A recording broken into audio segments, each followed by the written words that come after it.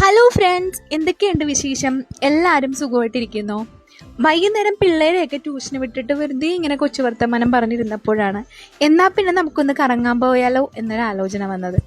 പിന്നെ ഒന്നും നോക്കിയില്ല, ഞാനും എൻ്റെ സ്വന്തം നാത്തൂനും ഡിയറസ്റ്റ് ഷൈച്ചേട്ടയും ഞങ്ങൾ 3 പേരും കൂടെ വണ്ടി എടുത്തിറങ്ങി.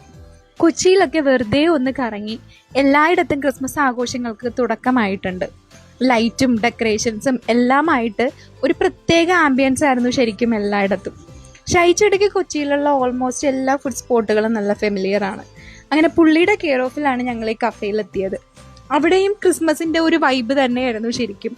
ലൈറ്റും ഡെക്കറേഷൻസും ക്രിസ്മസ് ട്രീയും എല്ലാമായിട്ട് ഒരു പ്രത്യേക ആംബിയൻസ് ആയിരുന്നു ശരിക്കും ആ കഫേയിൽ.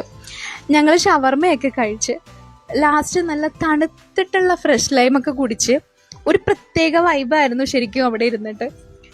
ഞങ്ങൾ വർത്തമാനമൊക്കെ പറഞ്ഞ് എൻജോയ് ചെയ്ത് ശരിക്കും അടിപൊളിയായിരുന്നു.